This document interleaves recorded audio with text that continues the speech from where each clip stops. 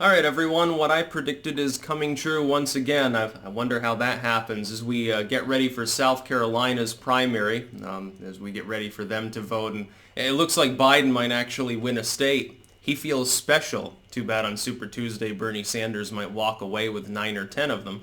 I think at that point the race might be over. We'll wait and see what happens. It does rely kind of on whether Biden can recover what happens with Bloomberg. We have to look at Trump's approval, though, because he has now achieved a monumental feat. His approval is now the highest it has ever been in the RCP aggregate. His previous height was shortly after he was elected, and it was 46%. He's at 46.3. Trump has literally cracked the ceiling he was supposedly at. Supposedly, Trump is melting down. He's a terrible person, horrible. Everyone hates him. Everyone rejects him. He's like Hitler. He's orange and stupid. Supposedly he's monumentally terrible, and yet he's doing considerably better than Obama was at this point in his term, number one.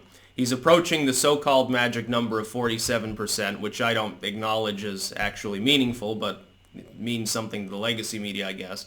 Number two. Number three, I've told people the reason.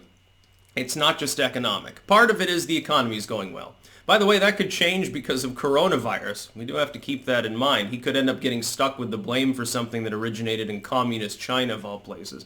Should be blaming Bernie Sanders for mollycoddling those people over there anyway.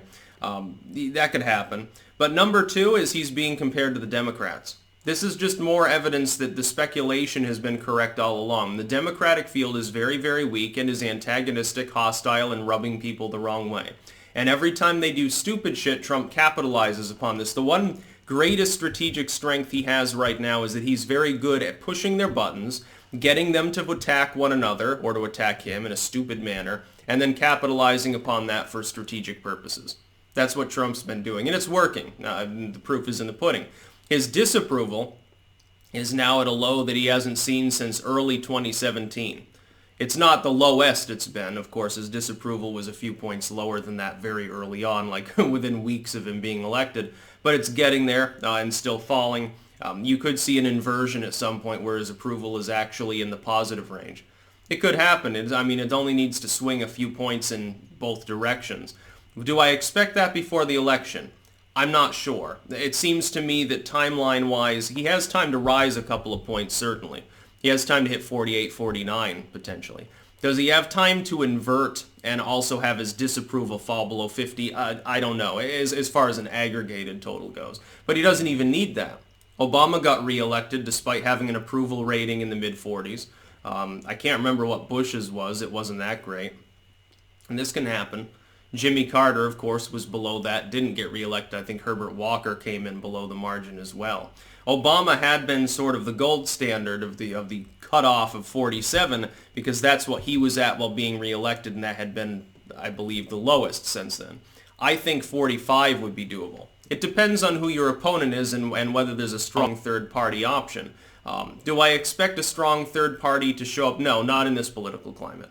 The Libertarians won't get as many votes as they did last time around. I say this as a libertarian. The Green Party will be probably a blip on the radar, except if Bernie Sanders gets schlonged. Then the Greens will definitely capitalize, and probably the LP as well, and they'll probably do just as well, maybe even better, because they'll be vampirizing the Democrats. That, by the way, would cause Armageddon for the left.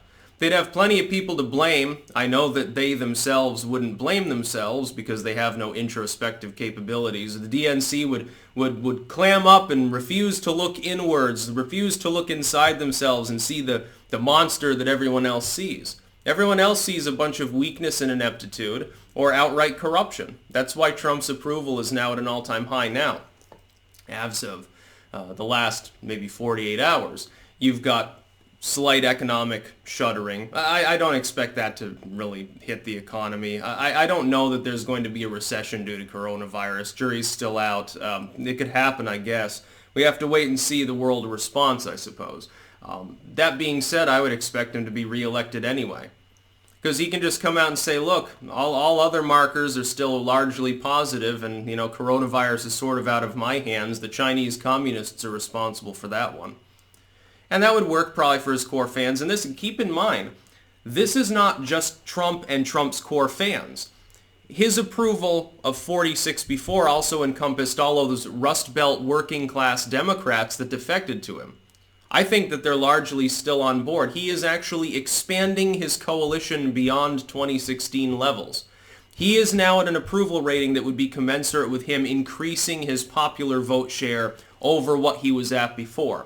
If the Democrats are not careful, they will lose the popular vote, not just the electoral vote. They will also lose control of the House of Representatives. They will probably, at that point, crash and burn. Their leadership will resign. Many of them will be forced out. They will have to reform their party. This is good, by the way. All you liberals out there who want the Democrats to be better, you should be hoping this happens. You should vote for Trump. I'm not just saying that because I want the dude to be reelected. Crash and burn the Democrats. Force them to finally see the writing on the wall that we all see. Finally force them to face up to the fact that they're not competitive among independent voters because they've gone so far off a fucking far left cliff. That's basically what the Democrats have done.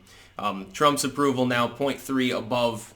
Again, this is the aggregated total, not a single poll. This matters. Aggregates are meaningful. Single polls are never meaningful. They can be right, but they're not meaningful. In and of themselves, you have no way of knowing which of those polls is accurate. But if you have a scatter shot, if you have 10 polls to aggregate, you probably have a reasonably accurate number. The margin of error is reduced. This is highly meaningful. That's how many hundreds of thousands of voters does that encompass? That could, depending on where they're located, basically swing an election. That could swing a state or two right there, that 0.3%, potentially. It literally could. And then in this close political climate with the fanaticism and craziness going on, you have a front runner for the Democrats praising Fidel Castro, and their runner-up right now has dementia. I'm not surprised that Trump has reasonable approval. Yeah, it's 46 is reasonably good, and it's climbing. It's getting better. It has been now for several months. That's about all. Peace out.